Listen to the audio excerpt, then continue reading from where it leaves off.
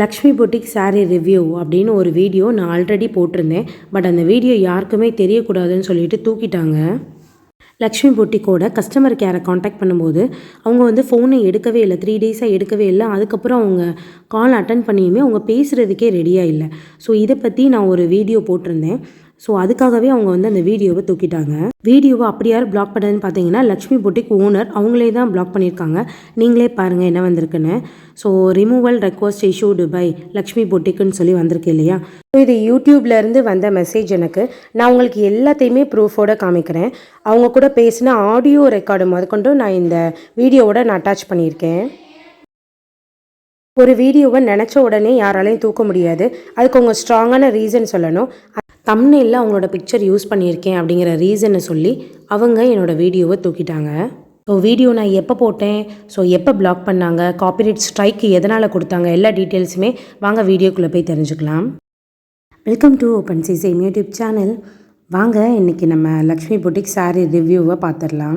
எல்லாத்தையுமே நான் உங்களுக்கு ப்ரூஃபோடு காமிக்கிறேன். இது என்னோடய இமெயில் ஐடி. ஸோ யூடியூப்லேருந்து எனக்கு ஒரு மெசேஜ் வந்திருக்கு. அதை ஓப்பன் பண்ணி பார்த்தோன்னா Lakshmi boutique sari review video நீங்கள் போட்டதுனால உங்களோட சேனலில் இருக்கிற அந்த வீடியோவை நாங்கள் பிளாக் பண்ணியிருக்கோம், அதாவது காப்பிரைட் ஸ்ட்ரைக் கொடுத்து அந்த வீடியோ நாங்கள் தூக்கியிருக்கோம்னு சொல்லி வந்திருக்கு. ரீசன் என்ன சொல்லியிருக்காங்கன்னு பார்த்தீங்கன்னா லக்ஷ்மி பொட்டிக் ஓனரோட ஃபோட்டோவை நீங்கள் தம்ப்நெயில்ல யூஸ் பண்ணியிருக்கீங்க அப்படின்னு சொல்லி ரீசன் சொல்லி தான் எடுத்திருக்காங்க. நீங்களே பாருங்கள், this video has my picture on thumbnail அப்படிங்கிற ரீசன் சொல்லி அவங்க என்னோடய வீடியோவை தூக்கியிருக்காங்க. நிறைய பேர் அவங்களோட பிக்சரை தம்ப்நெயிலாக வச்சு வீடியோ போட்டிருக்காங்க. பட் பர்டிகுலராக என்னோடய வீடியோவை மட்டும் அவங்க தூக்கியிருக்காங்க. இந்த வீடியோ நான் கரெக்டாக 2024 February மந்த்து நான் அப்லோட் பண்ண வீடியோ. ஸோ அதுக்கு ஸ்ட்ரைக் கொடுத்து 3 months அந்த ஸ்ட்ரைக்லேயே இருந்து அதுக்கப்புறம் நான் வெளியே வந்திருக்கேன். பிளாக் பண்ணுற அளவுக்கு அப்படி என்ன வீடியோ போட்டிருக்கேன்னு வாங்க போய் பார்க்கலாம். Welcome to open sesame YouTube channel. என்னோடய ஹஸ்பண்ட் வேலண்டைன்ஸ் டே அன்றைக்கி 150 கிஃப்ட் எனக்கு அனுப்பியிருந்தாங்க. அதில் லக்ஷ்மி பொட்டிக்கில் இருந்து சாரீ ஒன்று அனுப்பியிருந்தாங்க. இந்த சாரியோட price 1000 + 50 rupees delivery charge. Total amount 1044 rupees. இந்த கொரியர் எனக்கு எப்படி ரீச் ஆயிருக்குங்கிறத பாருங்களேன். இந்த அட்டைப்பெட்டியெல்லாம் நஞ்சு பிஞ்சு ஓட்டையாகி அந்த மாதிரி ரொம்ப டேமேஜாக தான் எனக்கு வந்துச்சு. ஹஸ்பண்ட் ஆர்டர் போட்டு 15 டேஸ்க்கு அப்புறம் தான் இந்த சாரியை என் கைக்கு வந்துச்சு. பிகாஸ் நடுவில் ஒரே ஒரு மிஸ்டேக் மட்டும் ஆயிடுச்சு. ஆர்டர் போடும்போது நம்ம வந்து நியூ அட்ரஸ் தான் நம்ம டைப் பண்ணுவோம். சப்போஸ் ப்ரீவியஸ் அட்ரஸ் வந்து கீழே ஆப்ஷன் வரும். அதை நம்ம தெரியாதனமாக டச் பண்ணிட்டா கூட அட்ரெஸ்ஸு பின்கோட்லேருந்து டோட்டலாக மாறிடும். சர்ப்ரைஸ் கிஃப்ட்டை ஹஸ்பண்ட் ஆர்டர் போடும்போது ப்ரீவியஸ் அட்ரஸ்க்கு ஆர்டர் போட்டாங்க. அது வந்து அட்ரஸே டோட்டலாக சேஞ்ச் ஆயிடுச்சு. என்கிட்ட சொல்லும்போது நான் கால் பண்ணி அவங்கக்கிட்ட அட்ரஸ் நான் சேஞ்ச் பண்ணிடுறேன் அப்படின்னு சொல்லிட்டேன். இதில் ஒரு ட்விஸ்ட் என்னென்னா, என் ஹஸ்பண்ட் ஆர்டர் போட்ட சாரீ வந்திருக்கிற சாரீ ரெண்டுமே கலர் ஈக்குவலாக இருக்குது. பட் டிசைன்ஸ் சேஞ்ச் ஆகிருக்கு அப்படின்னு சொன்னாங்க. பட் வந்திருக்கிற சாரீ ஓரளவு பெட்ரு தான். அதனால சரி இருக்கட்டும்னு சொல்லி விட்டுட்டேன். பிகாஸ் இதுவே நம்ம தப்பாக அட்ரஸ் மாற்றி போட்டு நிறைய ப்ராப்ளம்ஸ்க்கு அப்புறமா தான் இந்த சாரீ என் கைக்கு ரீச் ஆகிருக்கு. இதுக்கு மேலேயும் மாடல் சரியில்லைன்னு சொல்லி கொடுத்தோன்னா கண்டிப்பாக அவங்க ரெஸ்பான்ஸே பண்ண மாட்டாங்க அப்படின்னு சொல்லிட்டு அப்படியே நான் வச்சுக்கிட்டேன் இந்த சாரியை. ஏன் ரெஸ்பான்ஸே பண்ண மாட்டாங்கன்னு நான் சொல்கிறேன்னா, பிகாஸ் அட்ரஸ் வந்து சேஞ்ச் ஆகி ஆர்டர் ப்ளேஸ் பண்ணியாச்சு. நான் அவங்கள வந்து நிறைய தடவை காண்டாக்ட் பண்ணேன். ஆனால் அவங்க வந்து ரெஸ்பான்ஸே பண்ணலை. சார் ரெஸ்பான்ஸ் தான் இல்லை, நம்ம வந்து ஆர்டரை கேன்சல் பண்ணிடலாம் அப்படின்னு சொல்லிட்டு ரீஃபண்ட் பாலிசிக்குள்ளே போய் பார்த்தா ஆர்டர் வந்து நீங்கள் கேன்சல் பண்ணிங்க அப்படின்னா உங்களோட அமௌண்ட்லேருந்து 2% நாங்கள் வந்து சார்ஜஸ் பண்ணுவோம் அப்படின்னு சொல்லிட்டு அதில் ஃபஸ்ட் லைனே அதாங்க போட்டிருக்காங்க. இதெல்லாம் நான் சொல்லலைங்க. அவங்களோட வெப்சைட்டில் நீங்களே போய் ரீஃபண்ட் கேன்சலேஷன் பாலிசியெல்லாம் பார்த்தீங்கன்னா அவங்க இதெல்லாமே அவங்களோட வெப்சைட்டில் போட்டிருக்காங்க. நீங்களே இதெல்லாம் போய் ஒரு தடவை செக் பண்ணி பாருங்கள். அதாவது ஆர்டர் வந்து அவுட் ஆஃப் ஸ்டாக் போனால் தான் ரீஃபண்ட் பண்ணுவேன் அப்படிங்கிற மாதிரி அவங்க போட்டிருக்காங்க. ஆர்டரை நம்ம கேன்சல் பண்ணோன்னா நம்ம அமௌண்ட்லேருந்து 2% அவங்க பிடிப்பாங்க. கீழே போய் ரிட்டன் பாலிசியில் போய் பார்த்தீங்கன்னா இவ்வளோ நேரம் நம்ம பார்த்தது கேன்சல் பாலிசி. இப்போ நம்ம பார்த்துட்ருக்கிறது ரிட்டன் பாலிசியில் போய் பார்த்தீங்க அப்படின்னா சாரியில் கலர் டிஃப்ரென்ஸ் இருந்தாலோ இல்லை மெட்டீரியல் வந்து அவங்க காமிச்சிருக்க மெட்டீரியல் நல்லா இருக்குது, நமக்கு வந்திருக்கிற மெட்டீரியல் வந்து நல்லா இல்லை அப்படின்னு நம்ம ஃபீல் பண்ணாலும் அவங்க வந்து ரிட்டன் வாங்கிக்க மாட்டாங்க. ஒருவேளை நமக்கு தப்பான சாரீ டேமேஜான சாரீ வந்துச்சு அப்படின்னா லக்ஷ்மி பொட்டிக் இந்த இமெயில் ஐடியில் போய் நம்ம மெயில் பண்ணணுமா. ப்ளஸ் நம்ம அன்பாக்சிங் வீடியோ ஓப்பன் பண்ணுவோம் இல்லையா, அந்த வீடியோ கட் பண்ணாமல் எடிட் பண்ணாமல் நம்ம அவங்களுக்கு சென்ட் பண்ணி வைக்கணும். அந்த வீடியோ பார்த்துட்டு அவங்க ஓகே அப்படின்னு நினச்சாதான் நமக்கு வந்து ரீஃபண்ட் பண்ணுவாங்க. நம்மளோட அமௌண்ட்டை அவங்க ரிட்டன் கொடுப்பாங்க. இல்லை அது நம்ம கட் பண்ணி எடிட் பண்ணி எதாவது அனுப்புகிறோம் அப்படின்னா அவங்க அதை அக்செப்டே பண்ணிக்க மாட்டாங்க. இப்படி இருந்தாங்க வெப்சைட்டில் போட்டிருக்குது. சரி கேன்சல் பண்ண முடியாது, நம்ம அவங்களுக்கு கால் பண்ணி பேசிடலாம் அப்படின்னு சொல்லிட்டு நான் அவங்களுக்கு கால் பண்ணேன்.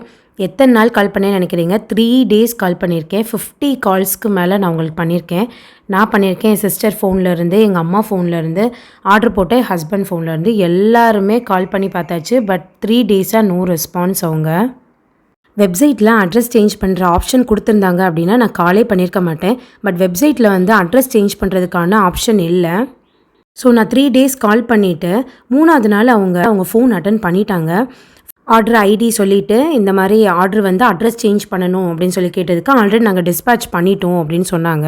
மேம் நான் 3 டேஸாக உங்களுக்கு கால் பண்ணுறேன், பட் நீங்கள் வந்து ரெஸ்பான்ஸே பண்ணலை.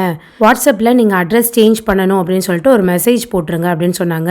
நான் ஆல்ரெடி மெசேஜ் போட்டுட்டேன் மேம், பட் நீங்கள் ரெஸ்பான்ஸே பண்ணலை அப்படின்னு சொல்லி நான் கேட்டேன். அந்த ரெக்கார்டை நீங்களே கேட்டு பாருங்கள். எங்களுக்கு வந்து நீங்கள் வாட்ஸ்அப்பில் கரெக்டான அட்ரஸும் மொபைல் நம்பர் உங்களோட ஆர்டர் ஐடியோட அட்ரஸ் சேஞ்சுன்னு போடுங்க சரிங்களா?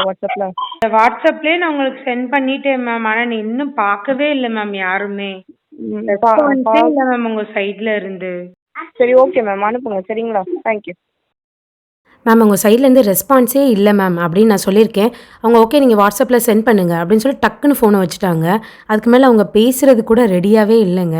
நம்ம ஏதோ ஃப்ரீ சாரீ கேட்குற மாதிரி இருக்குது. நம்ம அமௌண்ட் பே பண்ணிட்டு தான் அட்ரஸ் சேஞ்ச் பண்ணுறதுக்கு ஆப்ஷன் இல்லாமல் தான் நம்ம அவங்களுக்கு கால் பண்ணியிருக்கோம். ஸோ பட் அவங்க வந்து எவ்வளோ தடவை நம்ம கால் ட்ரை பண்ணி அவங்க அட்டன் பண்ணியிருக்காங்க. பட் அவங்க வந்து பேசுகிறது கூட ரெடியாக இல்லை அப்படிங்கிறத நான் அண்டர்ஸ்டாண்ட் பண்ணிட்டேன். கஸ்டமர் கேரில் பேசினதுக்கப்புறம் அவங்க வாட்ஸ்அப்பில் மெசேஜ் போடுங்கன்னு சொல்லியிருந்தாங்க. ஸோ நம்ம மறுபடியும் போடுவோம், இப்போயாவது யாராவது பார்ப்பாங்கன்னு சொல்லிட்டு நான் மெசேஜ் போட்டிருந்தேன். பட் அதுக்கப்புறமும் யாருமே வாட்ஸ்அப்பில் மெசேஜே பார்க்கல. கஸ்டமர் கேர் நம்பருக்கு நம்ம கால் பண்ணாலும் ரெஸ்பான்ஸ் பண்ண மாட்டேங்கிறாங்க.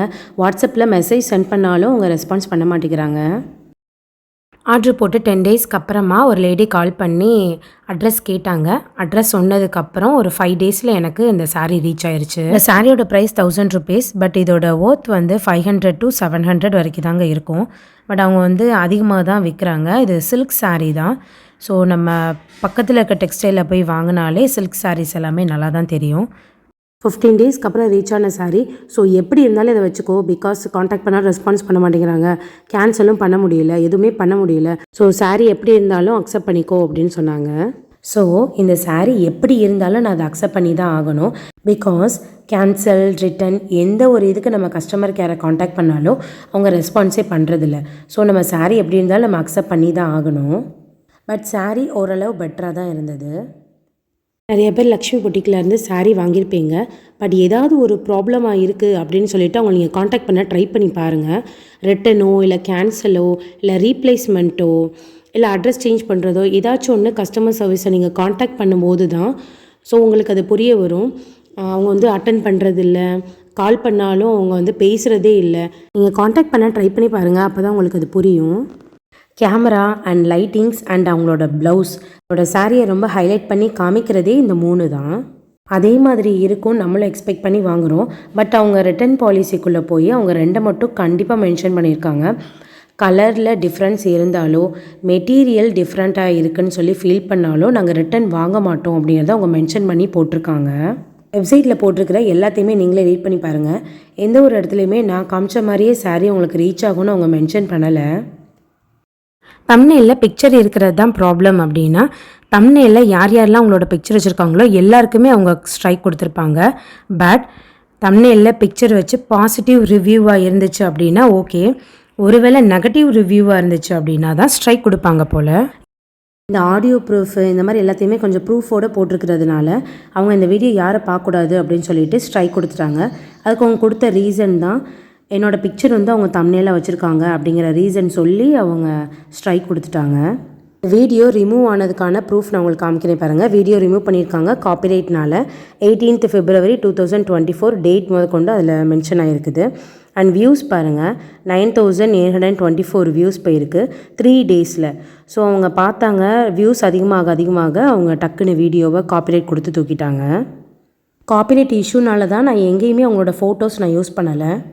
இதை பற்றி நீ ஏன் அப்போயே பேசலை, 1 இயர்க்கு அப்புறம் நீ வந்து பேசுகிற அப்படின்னு சொல்லி கேட்டிங்கன்னா, நான் ஆல்ரெடி இது சம்மந்தமாக ஃபோட்டோ வச்சதுக்கு எனக்கு காப்பிரைட் ஸ்ட்ரைக் கொடுத்துருக்காங்கன்னு சொல்லிட்டு ஒரு வீடியோ ஆல்ரெடி நான் போட்டிருக்கேன். வீடியோ இப்போ கார்டில் சைடில் வரும் பாருங்கள். ஸோ அதை கிளிக் பண்ணி பார்த்தீங்கன்னா நான் லாஸ்ட் இயரே நான் அதை அப்லோட் பண்ணிட்டேன். அவங்க எப்போ ஸ்ட்ரைக் கொடுத்தாங்களோ உடனே நான் அந்த வீடியோ அப்லோட் பண்ணிட்டேன். லக்கிலி எனக்கு வந்திருக்க சாரீ நல்லா இருந்தது. அதுக்காக எல்லா சாரியுமே சூப்பராக இருக்கும், அதனால் நீங்களும் வாங்குங்கன்னு என்னால் சொல்ல முடியாது. பிகாஸ் எல்லா சாரியுமே நல்லா இருக்கும்னு என்னால் கேரண்டி கொடுக்க முடியாது. அந்த கேரண்டி அவங்களே கொடுக்கல. காப்பிரைட் ஸ்ட்ரைக் ஏன் கொடுக்குறாங்க அப்படின்னு பார்த்தீங்கன்னா, அவங்களோட சேனலே போகட்டும் அப்படிங்கிறதுக்காக தான் கொடுத்துருக்காங்க. அவங்க வந்து ஒரு ஸ்ட்ரைக் கொடுத்துருக்காங்க. அதே டயத்தில் எனக்கு எக்ஸ்ட்ராவாக 2 ஸ்ட்ரைக் வந்துச்சு அப்படின்னா என் சேனலே காணாமல் போயிடும். ஒரு யூடியூபர் தப்பு பண்ணாங்கன்னா கூட நம்ம அவங்கள பற்றி ப்ரோ பேசாதீங்க ப்ரோ, காப்பிரைட் ஸ்ட்ரைக் எடுத்துட்டு போகிறாங்க அப்படின்னு கமெண்ட் போடுவாங்க. நம்ம ஆளுங்க இப்போ ஏன் காப்பிரைட் ஸ்ட்ரைக் அடிக்கணும்? அடிச்சா தப்பு இல்லீகல். ஏன்னா நம்ம மற்ற தப்பு பண்ணாங்கன்னா நம்ம கேட்குறோம் கிரிட்டிசிசம் போது அவங்களோட ஃபோட்டோ எதை வேணால் யூஸ் பண்ணிக்கலாம், தப்பே கிடையாது. ஸோ அது போன தடவை நான் ரிவ்யூ போட்ட வீடியோ 3 நாள் வரைக்கும் தான் இருந்தது. 3ஆவது நாளே அவங்க தூக்கிட்டாங்க. ஸோ இந்த வீடியோ எத்தனை நாள் இருக்க போகுதுன்னு எனக்கு தெரியல. Bye, see you on next video.